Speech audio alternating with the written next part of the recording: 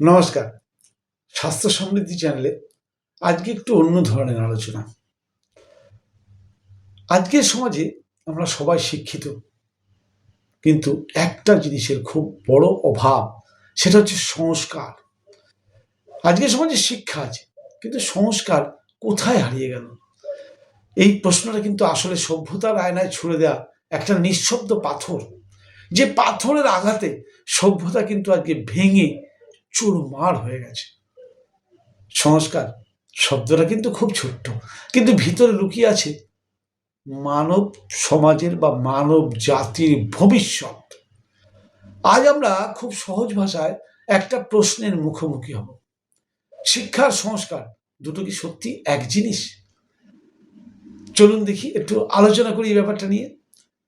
শিক্ষা আসলে শেখায় কি ভাবতে হবে, বিপরীতে কিন্তু সংস্কার শেখায় কিভাবে আমাদের মানুষ হতে হবে। শিক্ষা মাথা ভরে তথ্য দেয়, সংস্কার হৃদয়ে আঁকে জীবনের মানচিত্র। শিক্ষা পেশা বানায়, সংস্কার গড়ে চরিত্র। শিক্ষা চাকরি এনে দেয়, সংস্কার জাগায় দায়িত্ববোধ।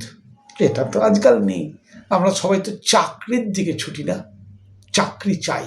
হ্যাঁ, সত্যি কথাই, জীবনে বাঁচতে গেলে চাকরি চাই, কিন্তু চাকরি পাওয়ার পরে দায়িত্ববোধ ঝেড়ে ফেলে দিলে, নিশ্চয়ই বুঝতে পারছেন আমি কি বলতে চাইছি। শিক্ষা শেখায় প্রতিযোগিতা, সংস্কার শেখায় সহানুভূতি। আজকে সমাজের দিকে তাকালেই আমরা দেখতে পাই ডিগ্রি আছে কিন্তু ধৈর্য নেই, জ্ঞান আছে কিন্তু মানবতার বড্ড অভাব, স্কিল আছে কিন্তু সম্পর্ক ভেঙে যাচ্ছে, প্রযুক্তি আছে কিন্তু ঘরে ঘরে কিন্তু একাকিত্ব বাড়ছে। এটা কেন হলো ভাববো না একবার? কারণ আমরা শিক্ষা বাড়িয়েছি কিন্তু সংস্কার কমিয়েছি। এর জন্য আমরাই দায়ী।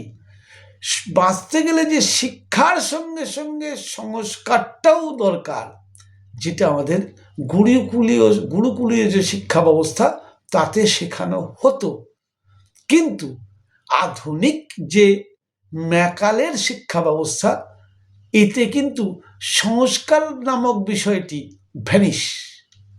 ফলে আজকে সমাজ থেকে সংস্কার নামক বিষয়টি সম্পূর্ণ মুছে যাচ্ছে। আজ সুস্থভাবে বাঁচতে গেলে কিন্তু আমাদের যেটা দরকার সেটা হচ্ছে 60% সংস্কার দরকার আর 40% শিক্ষা দরকার। কারণ শিক্ষা মানুষকে সফল করে, এটা তো 100% ঠিক, কিন্তু সংস্কার কিন্তু মানুষকে সুস্থ থাকতে সাহায্য করে। সংস্কার না থাকলে শিক্ষা ধীরে ধীরে হয়ে ওঠে অহংকারের কারখানা, লোভের বাজার, তুলনার দৌড় আর হিংসার নীরব ঘর। এটা আপনারা আমার মনে হয় মানতে বাধ্য হবেন।